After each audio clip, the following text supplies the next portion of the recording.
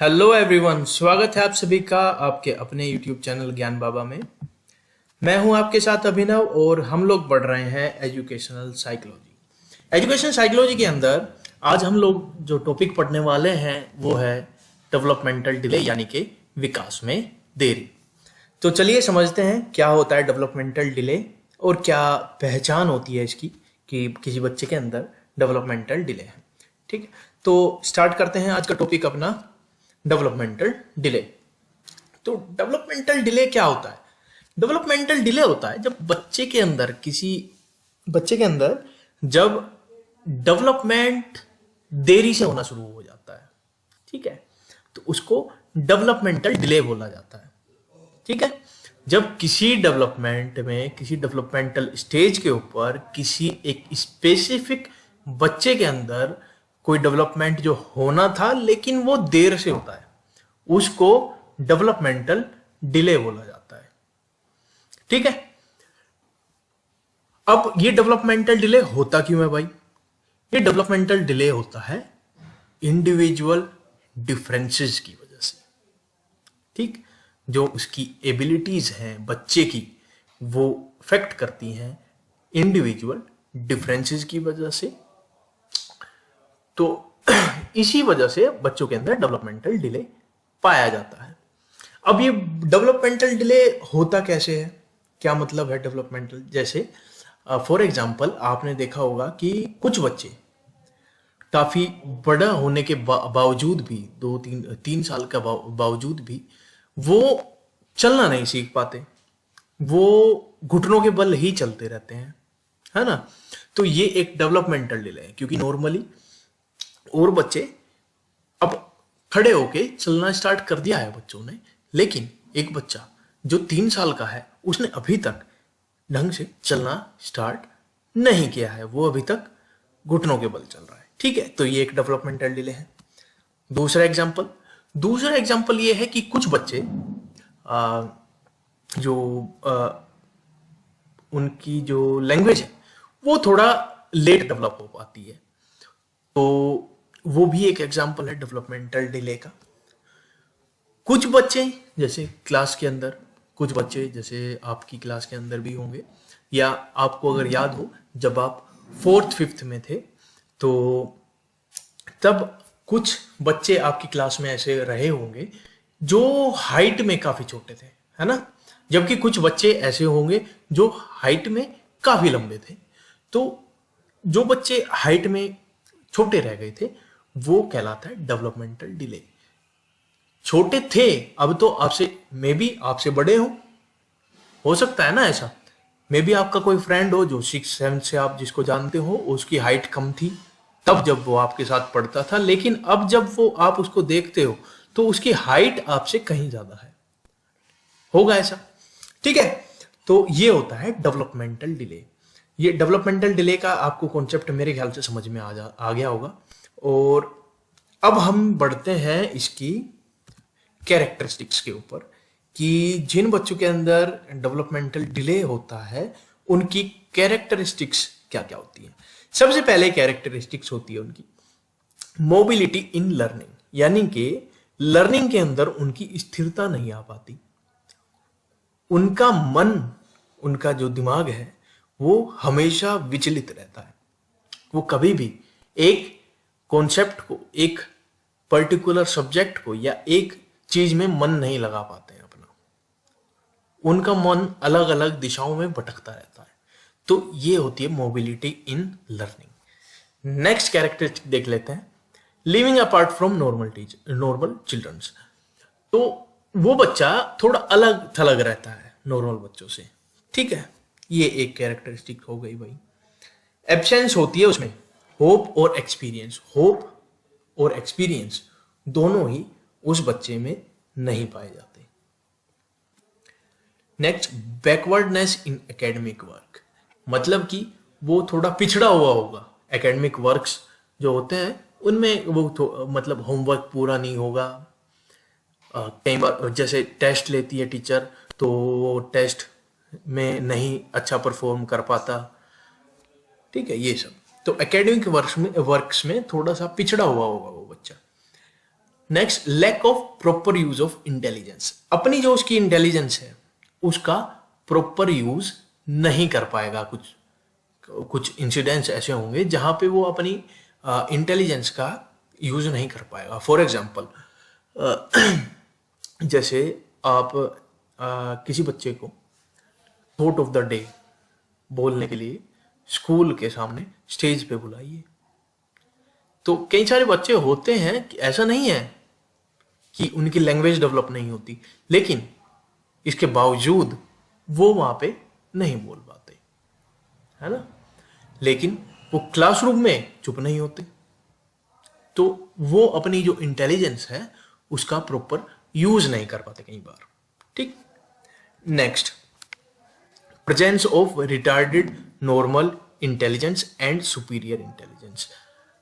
मतलब कि जो उनके अंदर इंटेलिजेंस जो है वो नॉर्मल इंटेलिजेंस होती है, यानी कि कुछ कुछ चीजों में सुपीरियर इंटेलिजेंस होती है। अब जैसे हम पढ़ रहे हैं डेवलपमेंटल डिले, अब डेवलपमेंटल डिले में ऐसा नहीं है कि सिर्फ उसकी हाइट को हम कंसिडर करेंगे या फिर उसके वेट को हम कंसिडर करेंगे, उसके अंदर हर एक डेवलपमेंट आ गया, चाहे वो मेंटल डेवलपमेंट हो, सोशल डेवलपमेंट हो, इमोशनल डेवलपमेंट हो या कोई और डेवलपमेंट हो।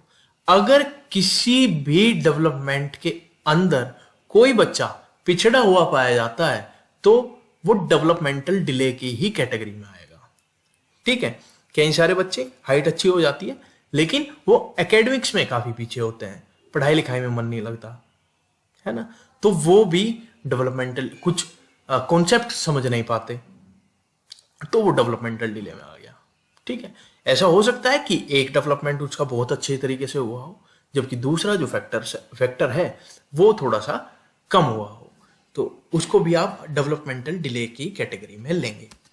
Next, low intelligence in intelligence test. जब उसके इंटेलिजेंस टेस्ट कंडक्ट कराए जाते हैं तो उसके अंदर लो इंटेलिजेंस आती है उस बच्चे की। नेक्स्ट जो कैरेक्टरिस्टिक है वो है inability to receive education by general education methods. मतलब अगर उस बच्चे को आप एजुकेशन दोगे जनरल एजुकेशन मेथड, जो बच्चे सबको सिखाया जा रहा है, जनरल तरीकों से सबको सिखाया जा रहा है, एक सामान्य तरीके से सिखाया जा रहा है, अगर उसी तरीके से उस बच्चे को भी आप सिखाओगे तो ऐसा होने की पॉसिबिलिटीज हैं कि वो बच्चा उन मेथड से सीख नहीं पाएगा। मैं सभी बच्चों की बात नहीं कर रहा हूं, लेकिन कुछ बच्चे ऐसे हो सकते हैं कि वो जनरल एजुकेशन मेथड से ना सीख पाए। ठीक है। Next, negligence towards adjustment with in school environment. मतलब कि स्कूल एनवायरनमेंट में जो एडजस्टमेंट करना होता है हर बच्चे को, वो उसको थोड़ा नकारते हुए नजर आते हैं। Next, inability to progress in school activities as par with normal childrens. यानी कि जो नॉर्मल चिल्ड्रंस होते हैं, जो बच्चे होते हैं नॉर्मल और बाकी सब उसके क्लास के, तो उनसे अगर उसका मैं कंपैरिजन करूं किसी बच्चे का जिसका डेवलपमेंटल डिले है, जिस बच्चे के अंदर अगर मैं उसका कंपैरिजन करूं तो उसके अंदर प्रोग्रेस ना के बराबर होती है एज कंपेयर टू जो और बच्चे हैं उसके क्लासमेट्स जो और हैं उसके, उनके कंपैरिजन में। ठीक है। Next point, inability to benefit from the school curriculum.